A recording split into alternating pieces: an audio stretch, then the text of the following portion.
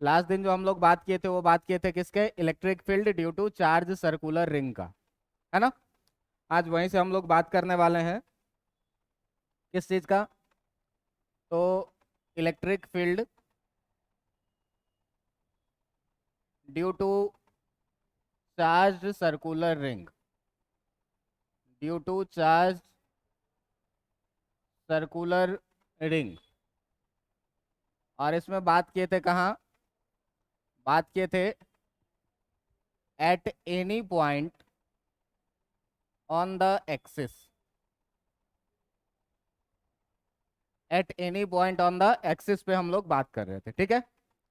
देखो इसमें है क्या चीज, तो चार्ज सर्कुलर रिंग कह रहा है। अगर तुम बात करो सर्कुलर रिंग का, तो ये सर्कुलर रिंग देखो कुछ ऐसा दिखेगा तुमको, और उस पे क्या कह रहा है कि इस पे पॉजिटिवली चार्ज भरा हुआ है। पॉजिटिवली चार्ज क्या है, भरा हुआ है। अब देखिए ध्यान से कि अगर ये रिंग आपके सामने में है, तो ये रिंग आपके सामने में है तो ऐसा दिख रहा है ना। ये रिंग आपके सामने में है तो ऐसा दिख रहा है, लेकिन जरा सा सोचिए कि अगर आपके सामने में हम रिंग ऐसे रखें, ठीक ना, तब ये रिंग आपको ऐसे नहीं दिखेगा। अभी जो रिंग दिख रहा है वो ऐसा दिख रहा है, जैसा रखा हुआ है वैसा ही।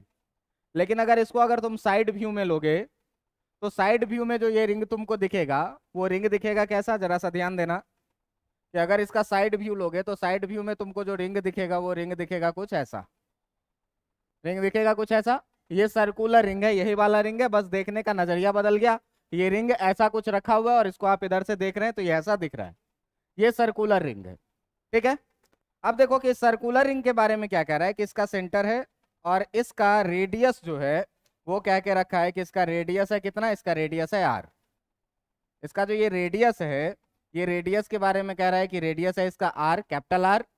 और इस पे पॉजिटिवली चार्ज भरे पड़े हैं, जो पॉजिटिवली चार्ज कितना है, प्लस क्यू। इस पे पॉजिटिव चार्ज भरा हुआ है, यूनिफॉर्मली डिस्ट्रीब्यूटेड है, एक समान डिस्ट्रीब्यूटेड है इस पे पॉजिटिवली चार्ज। और टोटल चार्ज का जो मैग्नीट्यूड इस पे कह रहा है, वो टोटल चार्ज इस पे कितना कह रहा है कि क्यू के बराबर में है। मतलब इस रिंग का रेडियस आर है और इस पे चार्ज कितना है, क्यू है, ठीक है। इतना तुमको दिया हुआ है कि एक सर्कुलर रिंग है जिसका रेडियस आर और इस पे टोटल चार्ज कितना, क्यू। अब अगर बात करें दोस्त इसके एक्सिस का, तो एक्सिस क्या होता है, एक ऐसा लाइन जो इसके सेंटर से पास करे ऐसे अंदर से बाहर तक, यही वाला क्या होगा, इसका एक्सिस होगा, है ना। कि सेंटर से पास करे और सेंटर से इधर बाहर भी निकले और इधर अंदर भी जाए। तो अगर इस एक्सिस को तुम यहां देखोगे, तो ये जो एक्सिस दिखेगा तुमको, वो एक्सिस दिखेगा कुछ इस तरह से। ये जो एक्सिस दिखेगा वो कुछ इस तरह से दिखेगा आपको, एक्सिस इसका सेंटर से पास हो रहा है, सर्कुलर रिंग का ये एक्सिस है। अब कहेगा क्या कि इस एक्सिस पे एक पॉइंट है पी, इस एक्सिस पे एक पॉइंट है पी, मान लो यहाँ पे ये पॉइंट है पी। और इस पॉइंट पी के बारे में कह रहा है कि इसके सेंटर से जो डिस्टेंस है इसका, वो डिस्टेंस है कितना, एक्स। इसके सेंटर से एक्स डिस्टेंस दूर कोई पॉइंट है पी, और इसी पॉइंट पी पर आपको क्या करना है, इलेक्ट्रिक फील्ड इंटेंसिटी निकालना है। तो जरा सा देखोगे अगर ध्यान से, तो ये जो सर्कुलर रिंग है, ये कोई पॉइंट चार्ज तो है नहीं, ये तो डिस्ट्रीब्यूटेड चार्ज है, बटा हुआ चार्ज है हर एक जगह। और कूलॉम्स लॉ हम लोग पॉइंट चार्ज के लिए लगाते हैं, तो इसमें हम लोग पॉइंट चार्ज में डायरेक्ट हम लोग इस डिस्ट्रीब्यूटेड चार्ज के लिए कूलॉम्स लॉ नहीं लगा पाएंगे। तो करेंगे क्या भाई, छोटा छोटा एलिमेंट काटेंगे, है ना। तो जो छोटा सा एलिमेंट मान लो तुम यहाँ पर काटे, ये एलिमेंट कितना, डी क्यू। तो अब ये डी क्यू बताओ कि पॉइंट चार्ज होगा कि नहीं होगा, होगा। अब ये पॉइंट चार्ज होगा, तो तुमको कभी बताया होगा मैं कि पॉइंट चार्ज के कारण जो इलेक्ट्रिक फील्ड होता है, वो इलेक्ट्रिक फील्ड होता है कितना, k Q by are square, है ना। और इसका डायरेक्शन अगर ये पॉजिटिव चार्ज है तो अवे फ्रॉम द चार्ज होता है, और अगर नेगेटिव चार्ज है तो टुवार्ड्स द चार्ज होता है। ये बातें हम लोग पिछले दिन कर चुके हैं कि पॉइंट चार्ज के कारण जो इलेक्ट्रिक फील्ड का डेफिनेशन हम लोग लिखते हैं, वो E इक्वल टू के क्यू बाई आर स्क्वायर लिखते हैं। पॉजिटिव चार्ज से अवे फ्रॉम द चार्ज होता है और नेगेटिव चार्ज से टुवार्ड्स द चार्ज होता है इलेक्ट्रिक फील्ड। इतनी बातें तो पहले कर चुके हैं। अब देखो कि अगर बात किया जाए इस P पॉइंट से इस एलिमेंटल चार्ज के डिस्टेंस की, अगर इस P पॉइंट से इस एलिमेंटल चार्ज के डिस्टेंस को तुम बोल दो कि ये स्मॉल r है, तो तुम बताओ कि स्मॉल r बराबर root under x x square plus are square लिखेंगे कि नहीं, पैथागोरस थ्योरम से। क्योंकि ये एक राइट एंगल ट्रायंगल है और इस राइट एंगल ट्रायंगल का बेस है x और इसका परपेंडिकुलर है r, तो hypotenuse root under X square plus are square होगा कि नहीं, पाइथागोरस थ्योरम है। अब देखिए कि ये एलिमेंट पॉजिटिव एलिमेंट है, तो इस पॉजिटिव एलिमेंट से जो इलेक्ट्रिक फील्ड होना है वो इलेक्ट्रिक फील्ड किधर होगा, बाहर की तरफ। तो बाहर के तरफ और अलोंग द लाइन जो इलेक्ट्रिक फील्ड होगा, ये छोटा सा इलेक्ट्रिक फील्ड कुछ इस तरह से होगा बाहर के तरफ, और इसी इलेक्ट्रिक फील्ड को हम लोग क्या बोलेंगे, छोटा सा इलेक्ट्रिक फील्ड डी। कोई दिक्कत है इसमें? मान लो कि जो यहाँ से ये एंगल है तुम्हारा, जो यहाँ से ये एंगल है तुम्हारा, ये एंगल है अगर थीटा, ये एंगल है अगर थीटा, तो आप ये बताइए कि अगर आपको लिखना हो कॉस थीटा बराबर, तो कॉस थीटा बराबर बेस अपॉन हाइपोटेन्यूज लिखोगे कि नहीं। बेस है कितना भाई, एक्स, और हाइपोटेन्यूज है कितना, root under x x square plus are square. कोई दिक्कत है इसमें? तो ये कॉस थीटा यहाँ से लिखेंगे। अच्छा, अब ये बताइए कि अगर ये एंगल है थीटा, तो इसके ठीक अपोजिट में जो एंगल है, वर्टिकल अपोजिट एंगल, ये भी कितना हो जाएगा, थीटा हो जाएगा। अब देखो कि जब ये एंगल थीटा हो गया, तो यहाँ से इस वेक्टर का दो रेक्टेंगुलर कंपोनेंट होगा, जिसके साथ थीटा लगा हुआ है उसके साथ कॉस थीटा, और जिसके साथ नहीं लगा हुआ है उसके साथ साइन थीटा। तो भाई साहब, जिसके साथ थीटा लगा हुआ है उसके साथ अगर तुम कॉस थीटा लोगे, तो जरा सा ध्यान से देखो कि ये वाला जाएगा तुम्हारा डी कॉस थीटा, ये वाला जाएगा तुम्हारा क्या, डी ई कॉस थीटा, और जिसके साथ थीटा नहीं लगा हुआ है उसके साथ जो लोगे, तो ये वाला जाएगा क्या, डी ई साइन थीटा। ये वाला जाएगा क्या, डी ई साइन थीटा। बात समझ में आ रही है कि नहीं आ रही है? अच्छा, ये बताइए कि ये तो पहला एलिमेंट कटा इसमें, ऐसा ऐसा कितना सारा एलिमेंट हम लोग इस पे काट सकते हैं, ऐसा ऐसा इनफाइनाइट एलिमेंट हम लोग इस पे काट सकते हैं। तो जरा सा देखो कि अगर इस डी का हम लोग बात करें यहाँ पे, अगर इस डी का बात करें यहाँ पे, तो तुम ये बताओ कि डी इक्वल टू जो लिखोगे वो कितना लिखोगे, के, छोटा सा चार्ज कितना, डी क्यू, और आर स्क्वायर। जिस डिस्टेंस को तुम स्मॉल आर माने हो, वो पी पॉइंट से जो ये डिस्टेंस है वो कितना है, स्मॉल आर। और अगर इस स्मॉल आर के जगह पर तुम के, डी क्यू और आर के जगह पर अगर तुम root under x x square plus capital r square डालोगे, तो इसका होल स्क्वायर होगा कि नहीं होगा, होगा। अब ये बताओ कि जरा सा अगर इसका होल स्क्वायर होगा, तो ये स्क्वायर से ये रूट खत्म होगा कि नहीं होगा, और जो फाइनली बचेगा तुम्हारा डी इक्वल टू, वो डी कितना बचेगा, k times d Q by x x square plus are square. इतना में कोई दिक्कत है आपको? नहीं, कोई दिक्कत होना चाहिए कि इस डी के बारे में के क्यू बाई आर स्क्वायर लिखे, और यहाँ से cos theta equal to x upon root under x x square plus are square लिखे। एक बात बताओ कि इस सर्कुलर रिंग पे ऐसे ऐसे कितने सारे एलिमेंट पॉसिबल है, इनफाइनाइट एलिमेंट पॉसिबल है। अच्छा, ये बताओ कि अगर इस डी क्यू के ठीक अपोजिट का एलिमेंट मैं यहाँ पर एक डी क्यू ले लूँ, अगर इस डी क्यू के ठीक अपोजिट में एक एलिमेंट डी क्यू ले लूँ, तो इस डी क्यू का जो यहाँ से डिस्टेंस होगा, इस डी क्यू का जो यहाँ से डिस्टेंस होगा, ये भी डिस्टेंस कितना हो जाएगा, ये भी डिस्टेंस आर के बराबर में होगा कि नहीं होगा, और ये भी आर बराबर root under x x square plus are square होगा कि नहीं होगा, होगा। अब बताओ कि अगर इसका भी बेस और परपेंडिकुलर सेम है, तो भाई अगर ये एंगल थीटा है, तो ये वाला एंगल भी कितना होगा, थीटा होगा कि नहीं होगा। अच्छा, ये बताइए कि ये पॉजिटिव चार्ज है, तो इस पॉजिटिव चार्ज के कारण जो आपका इलेक्ट्रिक फील्ड होगा, वो इलेक्ट्रिक फील्ड भी बाहर की तरफ होगा कि नहीं होगा, इलेक्ट्रिक फील्ड भी बाहर की तरफ होगा कि नहीं होगा। और ये इलेक्ट्रिक फील्ड भी छोटे से चार्ज के कारण कितना होगा, छोटा सा इलेक्ट्रिक फील्ड किसके बराबर में, डी के बराबर में। अब आप देखिए कि अगर ये एंगल थीटा है भाई, तो ये वाला एंगल भी कितना होगा, थीटा होगा, क्योंकि वर्टिकल अपोजिट एंगल है, और वर्टिकल अपोजिट एंगल इक्वल होते हैं। अब एक बात बताइए कि इस डी का भी दो रेक्टेंगुलर कंपोनेंट होगा, है ना।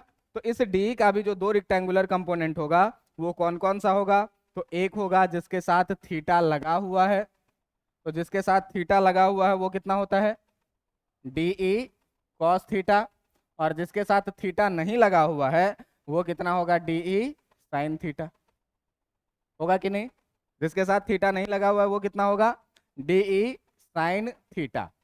जरा सा ध्यान से देखो कि दो अपोजिट एलिमेंट के कारण जो इलेक्ट्रिक फील्ड हुआ, उसका डी कॉस थीटा और डी कॉस थीटा तो एक ही डायरेक्शन में है, लेकिन डी साइन थीटा और D sine theta opposite direction में है।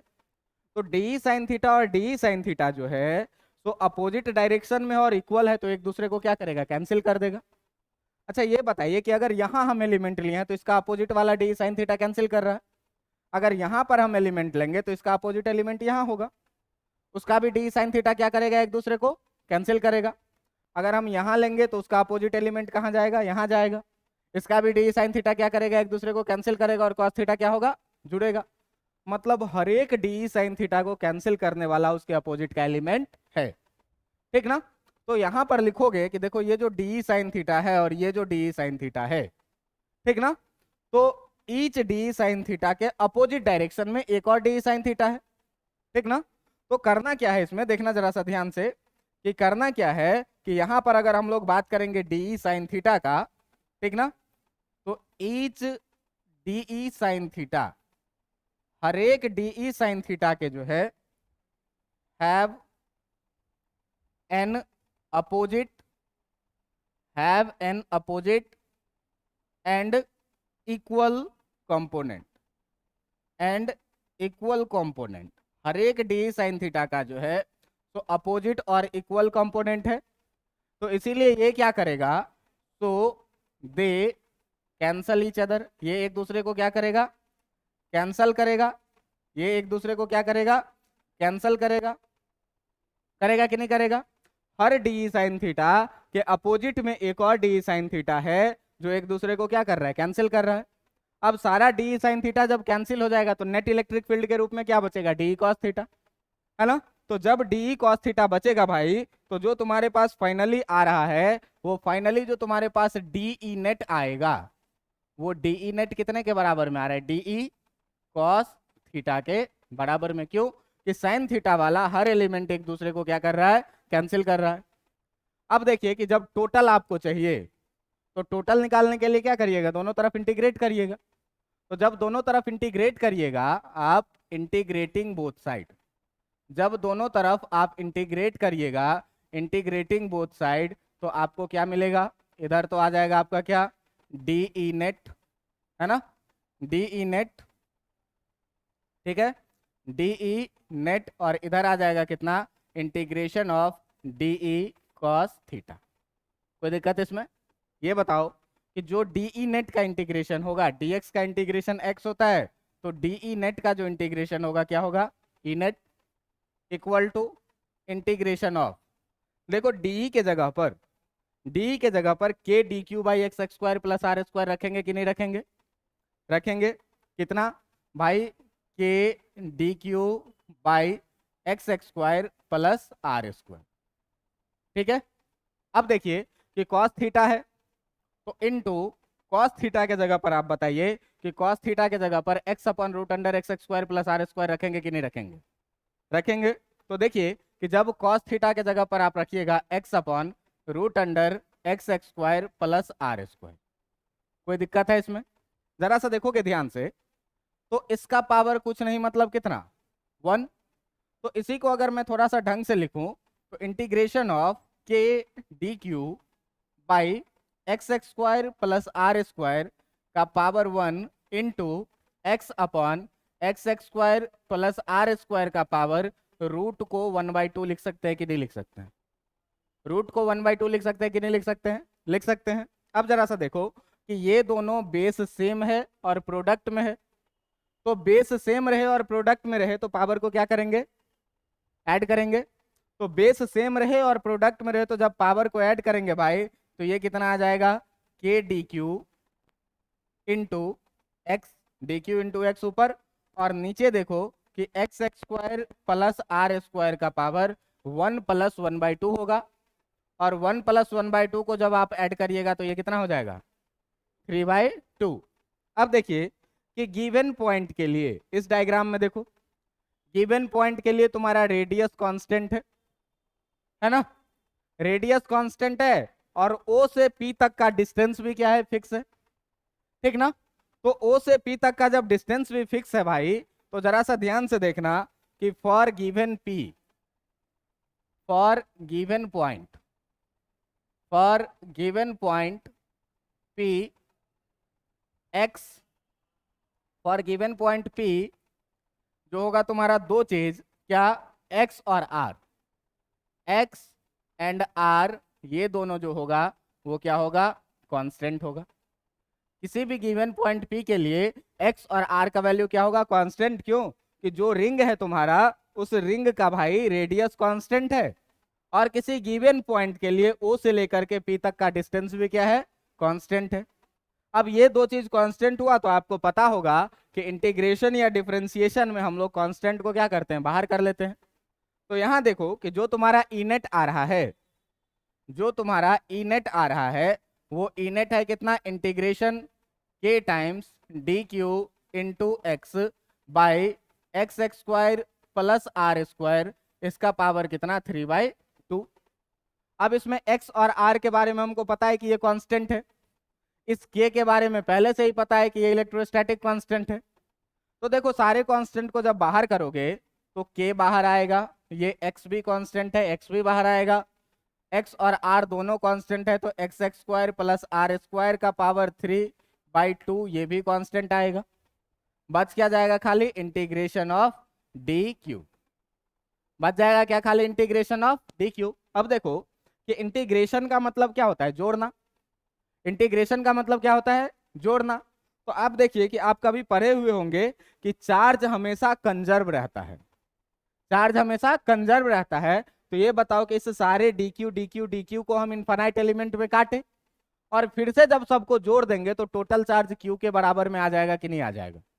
मतलब जब डी क्यू को आप इंटीग्रेट करिएगा तो डी क्यू को इंटीग्रेट करिएगा तो ये आ जाएगा कितना, k x by x x square plus are square का पावर 3/2 और इनटू डी क्यू का इंटीग्रेशन क्या, क्यू। आएगा कि नहीं। अब देखो कि जब इसी को थोड़ा सा अरेंज करके लिखोगे, जब इसी को थोड़ा सा अरेंज करके लिखोगे तो जो तुम्हारा ई नेट निकल के आएगा वो ई नेट निकल के आएगा के क्यू एक्स, क्यू को पहले लिखे एक्स के बाद में लिखे, by x x square plus are square और इसका पावर कितना 3/2। और यही जो निकल के आ जाएगा, यही निकल के आ जाएगा कि आपका फॉर्मूला किस चीज के लिए, तो भाई किसी भी चार्ज सर्कुलर रिंग के एक्सिस पर इलेक्ट्रिक फील्ड का फॉर्मूला। बात समझ में आया कि नहीं आया इतना। तो यहाँ तक कुछ कॉन्सेप्ट नहीं था, बस इसमें ये देखना था तुमको कि डी साइन थीटा, हर एक डी साइन थीटा को क्या कर रहा है, कैंसिल कर रहा है। अगर मान लो यहाँ पे रिंग है और पॉइंट पी यहाँ है तो पॉइंट पी से सारा डी कॉस थीटा तो आगे जा रहा है, सारा एक डायरेक्शन में जुड़ेगा, लेकिन डी साइन थीटा एक इधर तो दूसरा इधर, और इस तरह से चारों तरफ में जो है सो ढेर सारा डी साइन थीटा है, और हर डी साइन थीटा के अपोजिट में एक दूसरा डी साइन थीटा है जो क्या करेगा, दूसरे को कैंसिल करेगा। तो जब हर डी साइन थीटा कैंसिल हो गया तो बचेगा क्या, डी कॉस थीटा। तो जो नेट इलेक्ट्रिक फील्ड बचेगा वो नेट इलेक्ट्रिक फील्ड किसके बराबर में बचेगा, डी कॉस थीटा के बराबर में।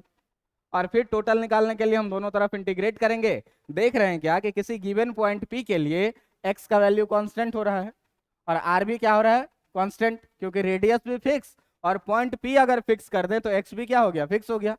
तो जब दोनों कांस्टेंट है तो सारे कांस्टेंट को बाहर निकालेंगे, डी क्यू को इंटीग्रेट करेंगे तो टोटल चार्ज क्यू आएगा, और फाइनली ये फॉर्मूला हम लोग लिखेंगे। ये चीज था क्या कि किसी भी चार्ज सर्कुलर रिंग के एक्सिस पे आप इलेक्ट्रिक फील्ड कैसे निकालेंगे। अब जरा सा इसी में देखिए कि अगर बात किया जाए क्या, अगर बात किया जाए, अगर बात किया जाए कि eight the centre of, eight the centre of charged ring, eight the centre of charge circular ring, अगर चार्ज सर्कुलर रिंग के सेंटर पे आप बात करेंगे, अगर चार्ज सर्कुलर रिंग के सेंटर पे आप बात करेंगे तो जरा सा देखिए तो ध्यान से कि चार्ज सर्कुलर सेंटर के लिए ये देखो कि इस पी पॉइंट को खिसकाते खिसकाते अगर नजदीक लाओगे तो एक्स का वैल्यू घटता जाएगा, घटता जाएगा, और इस पी पॉइंट को जब उठा करके तुम डायरेक्ट सेंटर पे लेके आ जाओगे तो एक्स का वैल्यू कितना हो जाएगा, 0 हो जाएगा।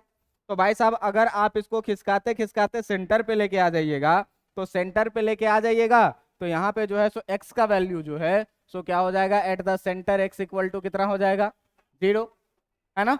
अब देखो कि अभी तुम लोग पढ़े हो ई नेट का फॉर्मूला पढ़े हो कि ई नेट का फॉर्मूला कितना पढ़े हो, k q x upon x x square plus are square का पावर कितना 3/2 पढ़े हो।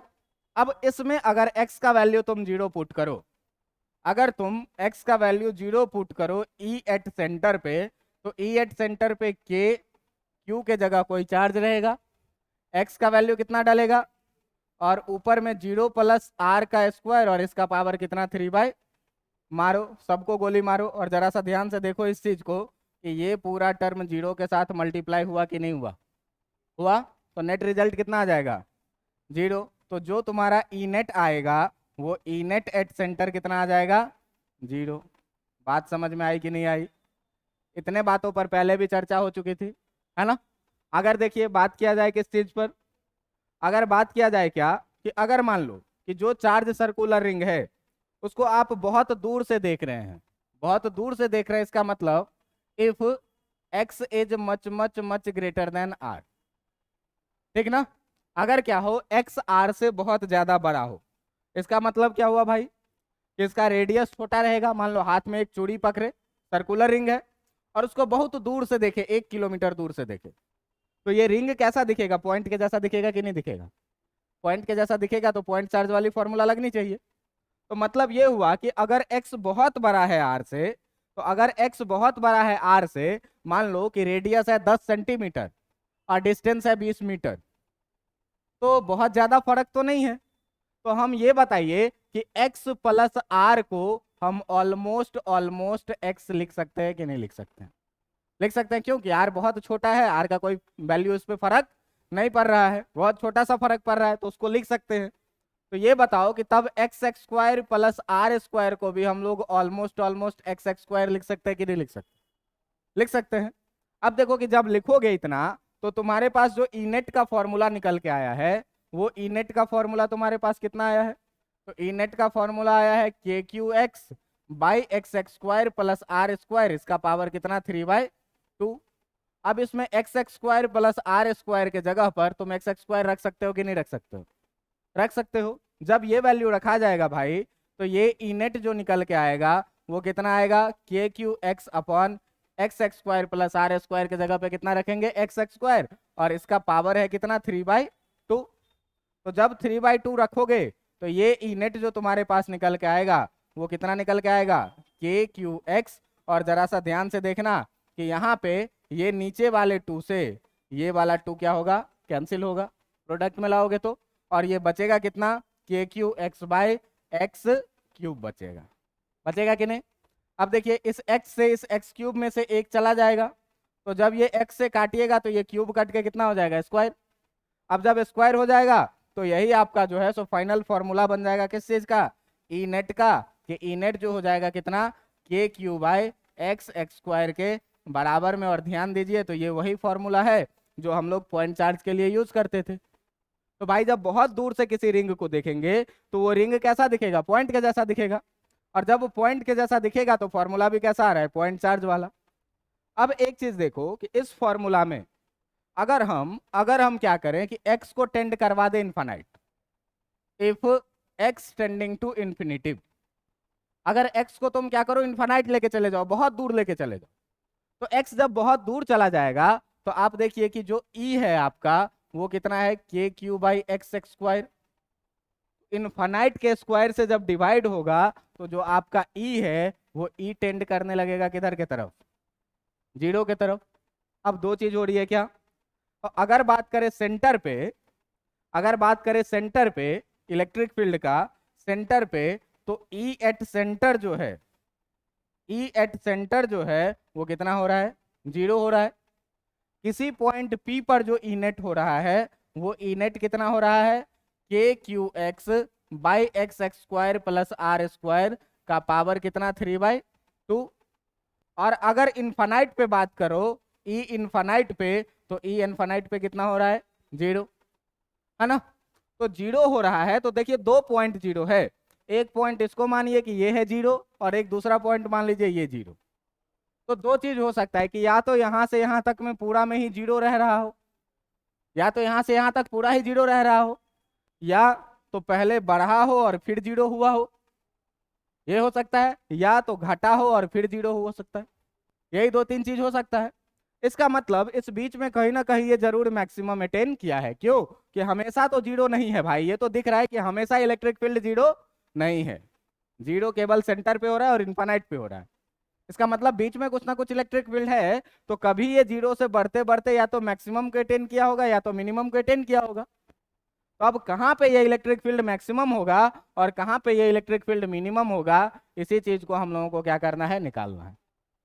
समझ में आ रहा है बात? ये था इतना केस एनालिसिस। अब अगर आपसे क्वेश्चन पूछ दे कि क्वेश्चन पूछ दे, क्वेश्चन क्या, कि क्वेश्चन पूछ दे क्या, क्वेश्चन पूछ दे क्या, कि क्वेश्चन कहे क्या कि find a point, find a point on the on the axis of on the axis of charged circular ring, on the axis of charged circular ring at which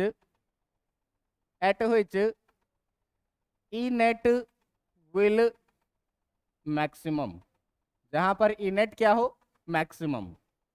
समझ में आ रहा है बात इतना? कि आपसे क्वेश्चन क्या पूछ दे कि कोई एक पॉइंट बताइए इसके एक्सिस पर जहां पर ई नेट क्या हो, मैक्सिमम हो। ठीक है, अब देखो कि इसके लिए कहीं ना कहीं हम लोगों को थोड़ा सा रफ वर्क सीखना पड़ेगा, जो हम लोग पीछे पढ़े हुए। तो ट्वेल्थ में मैथ्स का एक तुम्हारा चैप्टर है मैक्सिमा मिनिमा, ठीक ना?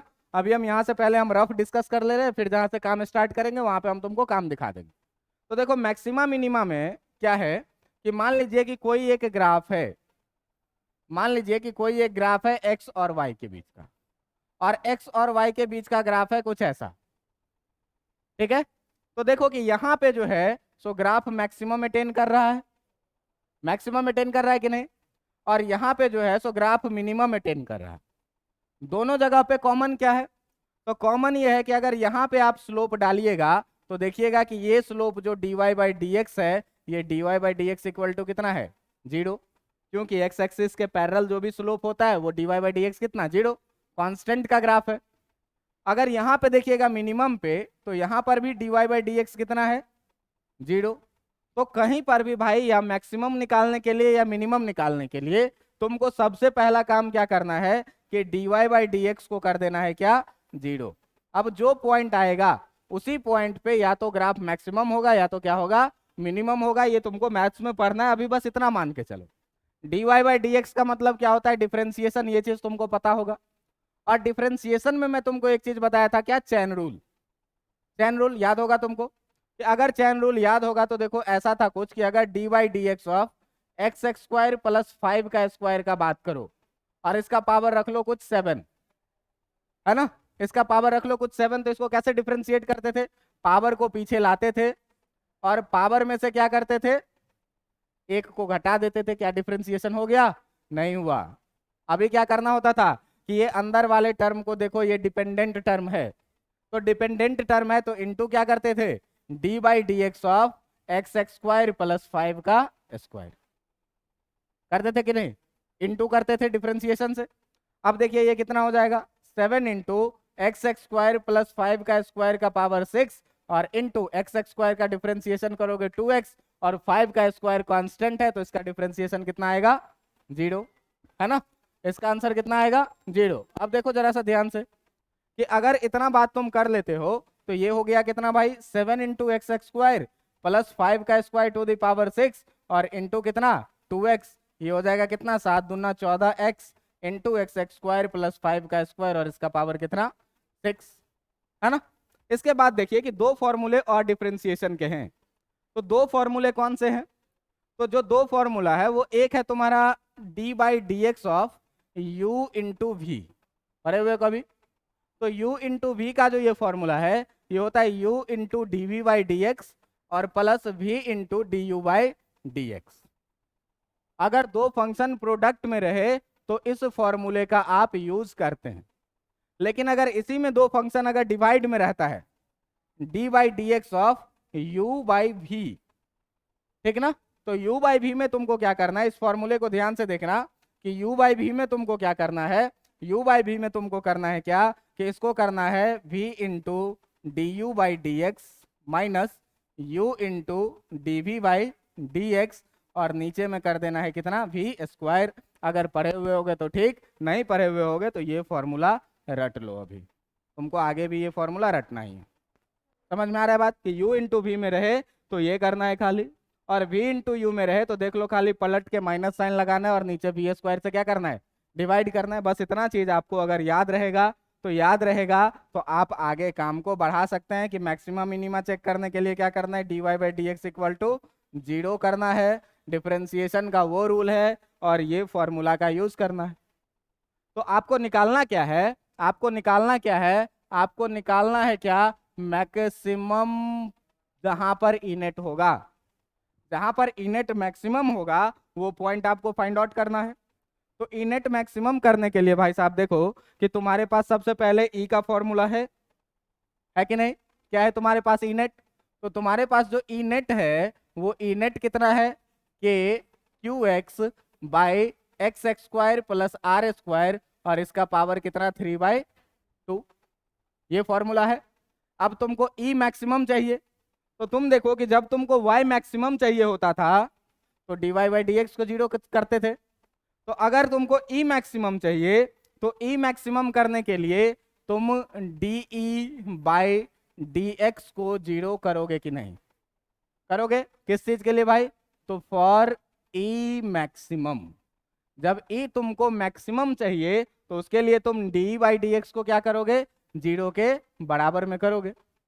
अब जरा सा ध्यान से देखो कि डी बाई डी एक्स का मतलब कितना हुआ, तो डी बाई डी एक्स का मतलब हुआ डी बाई डी एक्स, और ई के जगह पर कितना लिखोगे, के q x by x x square plus are square, और इसका पावर कितना 3/2 लिखोगे कि नहीं, ई के जगह पर इसमें वो चीज रखेंगे कि नहीं रखेंगे। अब देखिए कि आपको पॉइंट पी निकालना है, आपको पॉइंट पी निकालना है वो वाला, आपको पॉइंट पी निकालना है वो वाला जहां पर भाई साहब ई क्या हो, मैक्सिमम हो।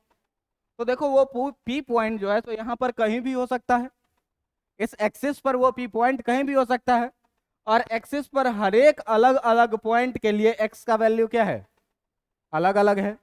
मतलब यहाँ पर जो एक्स है वो तुम्हारा कांस्टेंट नहीं है, बात समझ में आ रहा है, यहाँ पर जो है तुम्हारा एक्स क्या है, कांस्टेंट नहीं है भाई साहब, रेडियस लेकिन कांस्टेंट है सर, ये पता है। यहाँ पर रेडियस तो रिंग फिक्स हो गया, तो रिंग का रेडियस क्या हो गया, फिक्स हो गया, लेकिन ये पॉइंट पी कहीं भी हो सकता है जहां पर इलेक्ट्रिक फील्ड मैक्सिमम हो, इसीलिए एक्स का कोई निश्चित वैल्यू नहीं है, तो एक्स यहाँ पर क्या होगा, वेरिएबल होगा। अब देखिए कि जब एक्स वेरिएबल होगा भाई साहब, तो एक्स वेरिएबल होगा तो यहाँ पर आप देखिए रिंग पर चार्ज जो है वो तो फिक्स है, क्यू चार्ज है, रिंग का रेडियस भी क्या है, फिक्स है कि इसका रेडियस इतना है। हमारे पास के कांस्टेंट है और क्यू कांस्टेंट है और आर कांस्टेंट है। यहाँ पे तीन चीज जो है वो आपका क्या है, के इलेक्ट्रोस्टैटिक कांस्टेंट पहले से ही कांस्टेंट है, रिंग पर कितना चार्ज है ये दिया हुआ है ये भी कांस्टेंट है, और रेडियस इस रिंग का कितना है ये भी क्या है, कांस्टेंट है। तो इस सारे कांस्टेंट को तुम क्या करोगे, डिफरेंशिएशन में बाहर निकाल दोगे। तो जब डिफरेंशिएशन में बाहर निकालोगे तो यहाँ देखो तो पहले ही दृश्य में के और क्यू दो कांस्टेंट दिख रहा है जो बाहर आ जाएगा, बचेगा कितना, d by D x of x upon x x square plus are square, इसका पावर कितना 3/2 है ना। और आप देखिए कि आपको डी बाई डी एक्स 0 करना है, मतलब इसको किसके बराबर में करना होगा, 0 के बराबर में करना होगा। अच्छा यहां से देखो कि के क्यू को जब इधर ले जाओगे तो डिवाइड में जाएगा, और डिवाइड में जाएगा तो कितना हो जाएगा, 0 हो जाएगा। तो भाई साहब जब इस साइड में लेके जाओगे इसको तो ये बचेगा कितना तुम्हारा, d by D x of x upon x x square plus are square, इसका पावर कितना 3/2 इक्वल टू 0/KQ हो जाएगा, जो कितना आएगा, 0 आएगा। अब इसमें ध्यान से देखिए कि ये u बाई वी के टर्म में आपको दिख रहा है कि नहीं, ऊपर एक टर्म है जिसको u मानेंगे और नीचे एक टर्म है जिसको v मानेंगे। तो आपको पता ही है क्या कि जो d by D x of आप u बाई वी लिखते हैं वो क्या लिखते हैं, v into D you by D x minus u into D we by D x, और सबसे नीचे में क्या, वी स्क्वायर, यही तो आपका फॉर्मूला है। तो इस फॉर्मूला को जब आप यूज करिएगा, इस फॉर्मूला का जब आप यूज करिएगा तो इस फॉर्मूला का यूज करिए इस फॉर्मूला में। आप देखिए जरा सा ध्यान से कि आपके पास u के जगह पर जो है वो क्या है, x है ना, और v के जगह पर ये पूरा टर्म जो है वो क्या है, v है ना।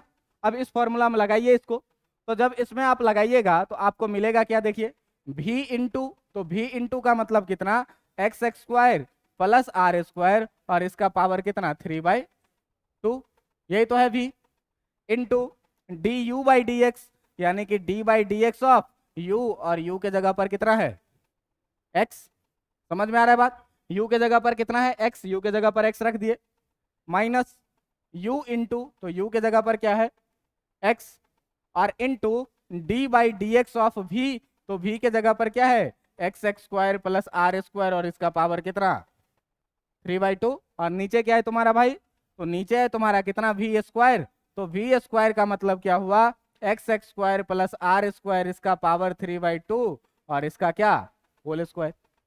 जरा सा ध्यान से देखो कि ये स्क्वायर से ये नीचे वाला 2 कैंसिल होगा कि नहीं होगा, होगा। अच्छा, जब इतना कैंसिल होगा तो आप ध्यान से देखिएगा यहाँ पे, और इस सारे को हमको करना है किसके बराबर में, 0 के बराबर में। आप ये बताइए ये पूरा term x x square plus are square पे जरा सा विचार करिए, मान लीजिए सेंटर पे x इक्वल टू 0 हो भी जाएगा, लेकिन इसका रेडियस तो कुछ ना कुछ रहेगा कि नहीं रहेगा, तो ये टर्म कभी भी 0 होगा क्या, नहीं होगा। मतलब जो आपका x x square plus are square है ये ऑलवेज ग्रेटर देन क्या है 0, हमेशा 0 से क्या होगा इसका वैल्यू बड़ा होगा। अच्छा, इस पूरे टर्म को जब तुम इधर लेके जाओगे तो डिवाइड में इधर जाके मल्टीप्लाई होगा, और मल्टीप्लाई होगा तो ये पूरा टर्म क्या हो जाएगा 0। तो जब पूरा टर्म ये 0 हो जाएगा भाई, तो तुम्हारे पास बचेगा कितना x x square plus are square का power 3/2 into D by D x of x.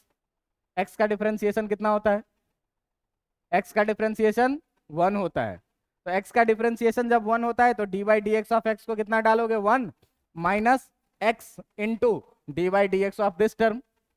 अब इस टर्म में देखो चैन रूल लगाना पड़ेगा, तो इसमें जब तुम चैन रूल लगाओगे तो सबसे पहले तुम क्या करते हो भाई, पावर को पीछे लाते हो और पावर में से एक घटाते हो, तो x x square plus are square का पावर 3/2 यानी कि 1.5 है, इसमें से 1 हटाओगे तो 0.5 बचेगा, 0.5 का मतलब कितना आधा है ना, तो 0.5 का मतलब आधा, तो यहाँ पर पावर कितना हो जाएगा 1 माइनस होके 1/2। क्या डिफरेंशिएशन हो गया, अभी डिफरेंशिएशन कंप्लीट नहीं हुआ है, क्यों कि तुम देखो जरा सा कि जहां हम लोग चैन रूल का बात कर रहे थे वहां चैन रूल पे into D by D x of जो अंदर में टर्म है उसको करना पड़ता था, है ना। तो जब ये काम तुम करोगे तो ये काम करने के बाद क्या आएगा भाई, तो इंटू क्या करना पड़ेगा तुमको d by D x of x x square plus are square करना पड़ेगा कि नहीं। ये पूरा टर्म इधर जाएगा तो ये पूरा टर्म इधर जाएगा, तो ये तो ऑलरेडी इक्वल टू कितना हो जाएगा 0, है ना। अब देखिए नीचे वाले टर्म से कोई मतलब ही नहीं, ये बच गया कितना भाई, तो बच गया x x square plus are square का पावर कितना 3/2, 1 से मल्टीप्लाई करेंगे कोई फर्क नहीं पड़ेगा, minus x into 3/2 x x square plus are square, इसका पावर कितना 1/2 into D by D x of x x square कितना हो जाएगा 2x, पावर पीछे आया, पावर 1 माइनस हुआ, और r के बारे में तुमको पहले से पता है कि r क्या है कांस्टेंट है, r जब कांस्टेंट है भाई तो कांस्टेंट का डिफरेंशिएशन कितना इक्वल टू कितना 0। अच्छा ध्यान से देखिए कि जब ध्यान से देखिएगा तो ये वाला जो टर्म है आपका ये क्या है, तो ये है आपका x x square plus are square, इसका power 3/2 minus x into 3/2 times X x square plus are square, इसका पावर 1/2 और इंटू 2x प्लस 0 कितना हो जाएगा 2x प्लस 0 कितना हो जाएगा 2x ही, और इक्वल टू में ये कितना आएगा 0। जरा सा ध्यान से देखो कि ये वाला जो 2x है तुम्हारा ये 2 से ये 2 जाएगा कि नहीं जाएगा, जाएगा। अब देखिए बच क्या रहा है, तो बच रहा है x x square plus are square, इसका पावर कितना 3/2 माइनस 3 ये रहा, ये x और ये x मिलकर के कितना एक्स एक्स स्क्वायर, और बचा कितना x x square plus are square, इसका पावर कितना 1/2, और ये इक्वल टू हो जाएगा किसके 0 के। जरा सा ध्यान से देखो इस दोनों में x का पावर 1/2 है कि नहीं है, x का पावर 1/2 दोनों में है, क्यों कि देखो x के पावर 3/2 को भाई साहब x इंटू एक्स का पावर 1/2 लिख सकते हैं कि नहीं लिख सकते हैं, लिख सकते हैं। तो जब लिख सकते हैं तो 3/2 है तो इसको भी x x square plus are square और इंटू x² प्लस r² का पावर 1/2 लिखेंगे कि नहीं लिखेंगे, माइनस 3x² और इंटू x² प्लस r² का पावर 1/2 इक्वल टू 0 होगा कि नहीं होगा। जब इतना समझ में आ रहा है तो देखो तो दोनों में x² प्लस r² का पावर 1/2 कॉमन आ रहा है क्या, इसमें बच क्या रहा है x² प्लस r², और इसमें कितना बच रहा है माइनस 3x²। ये कॉमन हो गया है, केवल क्या बचेगा 3x²। ये कितना हो गया इक्वल टू 0। अब देखो दो टर्म प्रोडक्ट में है, तो दो टर्म प्रोडक्ट में है तो इसके बारे में तो हमको पहले से ही पता है कि ये जो टर्म है ये तुम्हारा ये हमेशा ग्रेटर देन इक्वल टू 0 है, ये कभी 0 होगा ही नहीं, है ना। तो 0 कौन होगा, ये, इसका मतलब 0 कौन होगा, ये होगा। भाई इस टर्म के बारे में हमको पहले से ही पता है कि ये टर्म हमेशा क्या है, ग्रेटर देन 0 है, ये कभी 0 होगा नहीं, क्योंकि रेडियस तो कुछ ना कुछ है और रेडियस का स्क्वायर मतलब पॉजिटिव। अब देखिए कि यहाँ से तब जो बात निकल के आ रही है वो क्या कि x² plus r² minus 3x² यही किसके बराबर में होगा, 0 के बराबर में होगा। देखो यहाँ से ध्यान से इसको लिखोगे कितना r² और 3x² माइनस x² कितना हो जाएगा माइनस 2x² इक्वल टू कितना 0। इस साइड लेके चले जाओ तो r² इक्वल टू हो जाएगा कितना 2x², 2 को इधर लेके चले आओगे तो x² इक्वल टू कितना हो जाएगा r²/2 होगा कि नहीं। अब देखिए कि x² इक्वल टू जब r²/2 है तो x equal two plus minus √r² होगा कि नहीं होगा, होगा। तो x इक्वल टू कितना आएगा प्लस माइनस r² रूट से बाहर आएगा r और नीचे कितना रह जाएगा √2। इसका मतलब ये हुआ कि प्लस माइनस r/√2 पे जो है सो e का वैल्यू क्या होता है, मैक्सिमम होता है। अब सुनिएगा ध्यान से कि प्लस माइनस में सर क्यों आया, प्लस माइनस में क्यों आया, तो सुनो जरा सा ध्यान से कि सेंटर से इस साइड का डिस्टेंस अगर तुम प्लस में लोगे तो सेंटर के पीछे भी तो इलेक्ट्रिक फील्ड बनेगा, और इधर का डिस्टेंस क्या लोगे माइनस में लोगे। तो तुमसे कोई आदमी पूछ देगा, सुनो ध्यान से, तुमसे आदमी कोई पूछ देगा क्या कि ये बताइए जरा सा कि इलेक्ट्रिक फील्ड के बीच का ग्राफ कैसा होगा, ग्राफ कैसा होगा, ग्राफ कैसा होगा, तो इस पर जरा सा चर्चा करो कि सर्कुलर रिंग के कारण जो इलेक्ट्रिक फील्ड का तुम्हारा ग्राफ होगा वो कैसा होगा। तो 2-3 चीजें हैं तुम्हारे पास जिसको जरा सा कंक्लूड करो कि अगर x टेंड कर रहा है इन्फिनिटिव, सुनना ध्यान से, अगर x टेंड कर रहा है इन्फिनिटिव तो e कहाँ टेंड कर रहा है 0।